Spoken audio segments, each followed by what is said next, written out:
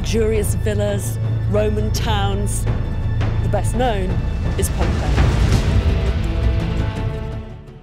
Le Vésuve est entré en éruption en l'an 79 de notre ère, réduisant en cendres la ville romaine de Pompéi. Selon le témoignage d'un témoin oculaire, l'obscurité s'est abattue sur les habitants tandis que la poussière recouvrait la terre comme une inondation. Des milliers de personnes sont mortes et pendant de nombreuses années, personne n'est retourné à Pompéi. Lorsque les explorateurs sont arrivés en 1748, ils ont trouvé la ville intacte, préservée par les cendres volcaniques. Dès lors, Pompéi est devenu un site d'études populaire pour les archéologues et les experts. Ils y apprennent ce que devait être la vie dans les temps anciens. Bien qu'elle ait fait l'objet de recherches pendant si longtemps, Pompéi regorge encore de trésors cachés. Et récemment, les archéologues ont découvert une salle interdite secrète qui les a laissés sans voix. Quel était le but de cette pièce secrète interdite? Et que tentaient de cacher les habitants de Pompéi? Rejoignez-nous pour découvrir comment les archéologues de Pompéi ont mis au jour une chambre interdite et ont fait une découverte unique dans leur vie. Pompéi, située sur la côte ouest de l'Italie, le long des rives de la baie de Naples, au sud de l'actuelle ville de Naples, a été intégrée au royaume hellénistique au 8e siècle avant J.C. par des colons grecs. Pompéi, une ville indépendante, est tombée sous le pouvoir de Rome au 2e siècle avant J.C. et la baie de Naples est rapidement devenue une attraction pour les riches touristes romains qui appréciaient le littoral de la Campanie. Au début du 1er siècle de notre ère, Pompéi, située à environ 8 km du Vésuve, était une station balnéaire prospère pour les citoyens les plus éminents de l'Empire romain. Les allées pavées étaient bordées d'élégantes maisons et de magnifiques villas, dont beaucoup étaient remplies d'œuvres d'art exquises et de fontaines brillantes. Le riche sol volcanique était à l'origine d'une grande partie de la richesse de la ville. La région était une plaque tournante pour les olives, les raisins et d'autres cultures, et le vin de Pompéi était dégusté dans certaines des maisons les plus célèbres de Rome. Les touristes, les habitants et les esclaves se pressaient dans les petites usines et les boutiques d'artisans, les bars, les cafés, les bordels et les bains publics. Les gens remplissaient l'arène de 20 000 places et s'asseyaient sur les places et les marchés en plein air. Les spécialistes estiment qu'à la veille de l'éruption fatale de 79 après J.C., environ 12 000 personnes vivaient à Pompéi et presque autant sur le territoire environnant. Les villageois des environs du volcan avaient appris depuis longtemps à coexister avec leurs violents voisins. Même lorsqu'un important tremblement de terre a secoué la région de Campanie en 63 après J.C., un tremblement de terre qui, selon les experts, était un signe avant-coureur de la calamité à venir. Les gens ont continué à affluer vers les rives de la baie de Naples et Pompéi est devenue chaque année plus encombrée. 16 ans plus tard, probablement en août ou octobre de l'an 79 de notre ère, une série de tremblements de terre mineurs secoua la région de Pompéi. Selon l'historien et témoin oculaire Pline le Jeune, les habitants de la région ont ignoré les secousses car elles n'étaient pas particulièrement alarmantes, étant donné qu'elles sont courantes en Campanie. Le Vésuve est entré en éruption peu après midi en ce jour funeste. L'explosion a projeté dans le ciel un panache de cendres, de roches et de gaz volcaniques brûlants, visibles à des centaines de kilomètres à la ronde. Cette toux de débris a dérivé vers la terre en refroidissant, d'abord les cendres à grains fins, puis les fragments légers de pierres ponces et autres roches. Le lendemain matin, une coulée pyroclastique, une explosion de gaz surchauffé et de roches pulvérisées à une vitesse de 160 km/h a dévalé le flanc de la montagne, vaporisant tout et tout sur son passage.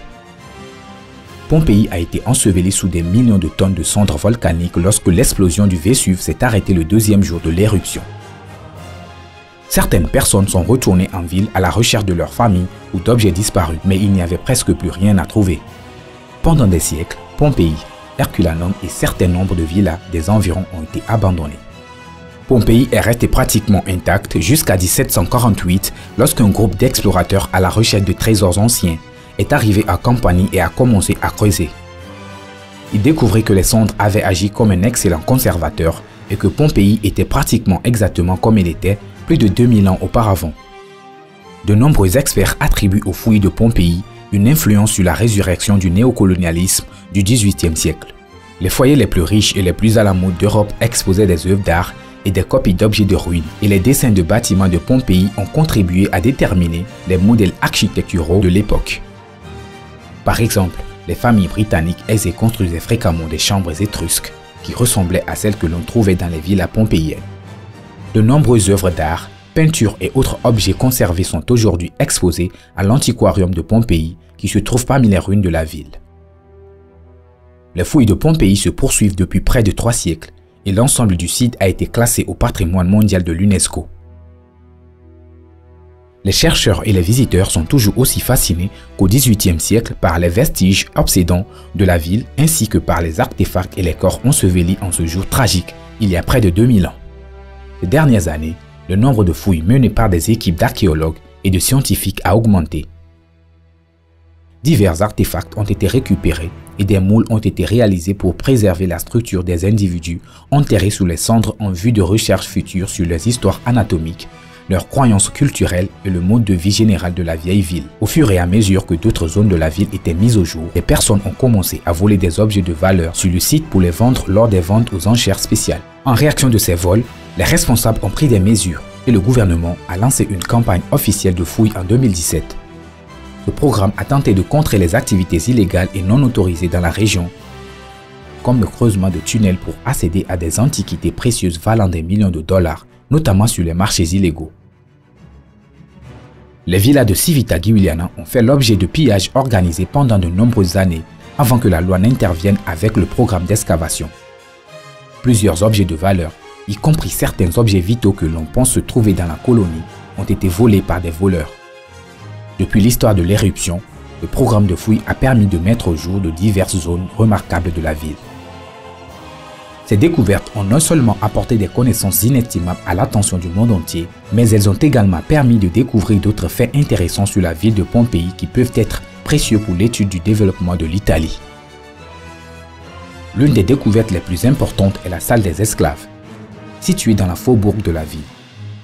La pièce a été découverte comme faisant partie de l'une des villas de Cività-Giuliana. Elle contenait des lits en bois, un pot de chambre et un coffre contenant des tissus et des objets métalliques. La chambre des esclaves, ainsi que d'autres meubles tels que des lits et des pots de chambre, auraient abrité une famille d'esclaves de taille modeste travaillant pour un maître qui habitait la villa. Ils devaient être en charge des chevaux dans les écuries ainsi que du fonctionnement quotidien de la maison d'après leur apparence. Au fil du temps, cette région a été protégée des voleurs et autres clandestins qui pratiquaient des fouilles sans permis. L'intervention des autorités compétentes a permis de préserver les riches vestiges humains et animaux de la région. Les archéologues ont découvert des ustensiles culinaires et d'autres objets similaires parmi les décombres de cette pièce. Gabriel Zutrigel, le directeur du parc archéologique de Pompéi, a salué cette découverte. Il a déclaré que cette découverte était inhabituelle et différente et qu'elle s'accompagnait d'opportunités inattendues. L'une d'entre elles était la connaissance et le réalisme de la ville antique de Pompéi. Les légendes et les conquérants ont toujours écrit l'histoire, mais une opportunité fantastique s'est présentée lorsque les scientifiques ont découvert la salle des esclaves et les chevaux. Il est admis que les actes d'hommes ordinaires peuvent ne pas figurer dans les livres d'histoire, mais avec la découverte de la salle des esclaves, personne ne sera laissé dans l'ignorance de la façon dont les résidents moyens de Pompéi faisaient partie de l'histoire de Pompéi. Zutrigel n'a pas pu cacher sa joie à la découverte de cette pièce, qui, selon lui, a plus de valeur que toutes les richesses qu'ils ont pu y déterrer à travers le temps. La préservation inhabituelle de l'expérience humaine ici par le volcan est inestimable, notamment parce qu'elle donne une fenêtre sur les individus vulnérables de la société antique. 3. Un an avant la découverte de la salle des esclaves, des archéologues ont mis au jour les ossements d'un esclave et de son maître dans l'une des villas, un endroit que l'on pensait être un couloir, alors qu'ils fouillaient les environs de la villa Cività-Giuliana. Les corps des victimes ont été moulés et sont restés en sécurité dans la villa jusqu'aujourd'hui. Les scientifiques ont remarqué que les deux mâles étaient couchés l'un près de l'autre. On pense également qu'ils ont échappé à la première phase de la catastrophe du Vésuve, à savoir l'éruption du volcan qui a recouvert la ville d'un nuage de poussière, de cendres et de gravats. Les scientifiques ont utilisé des techniques de datation au radiocarbone pour estimer l'âge des deux individus, ce qui a révélé que l'un avait entre 18 et 25 ans et l'autre entre 30 et 40 ans. Le plus jeune avait des vertèbres comprimées, ce qui indique qu'il s'agissait probablement d'une personne asservie qui effectuait un travail manuel sévère, mais l'autre, considéré comme le maître, avait des os plus solides en raison de la tunique qu'il portait à l'origine sur ses os. En août 2017, les cheveux et les os d'un esclave partiellement momifié qui a été libéré et a gravi les échelons de la société ont été mis au jour.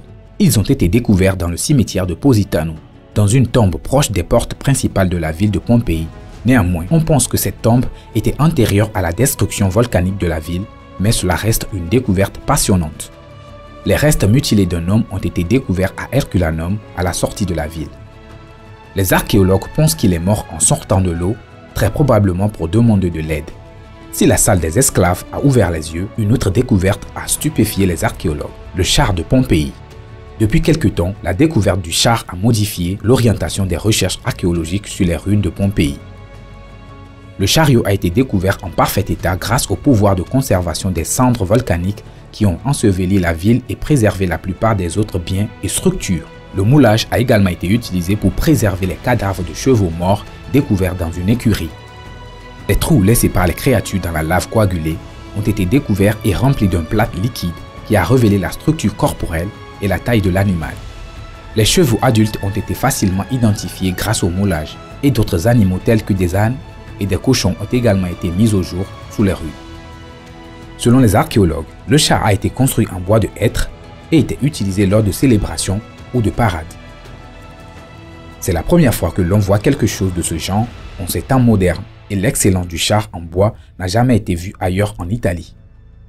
Selon les archéologues, le design du char a été créé avec un système mécanique de haut niveau. Les sièges étaient conçus avec un accoudoir en métal et un dossier pouvant accueillir au moins 2 personnes. La ville de Pompéi évoque un sentiment de mélancolie car nous ne pouvons qu'imaginer les images morbides que les habitants de cette grande ville connurent lorsqu'ils sont morts de façon inattendue à cause d'une tragédie naturelle. Mais nous avons accepté ce que la nature nous a donné et nous profitons de l'occasion pour en savoir plus sur nos ancêtres. Dites-nous ce que vous en pensez dans la section des commentaires ci-dessous.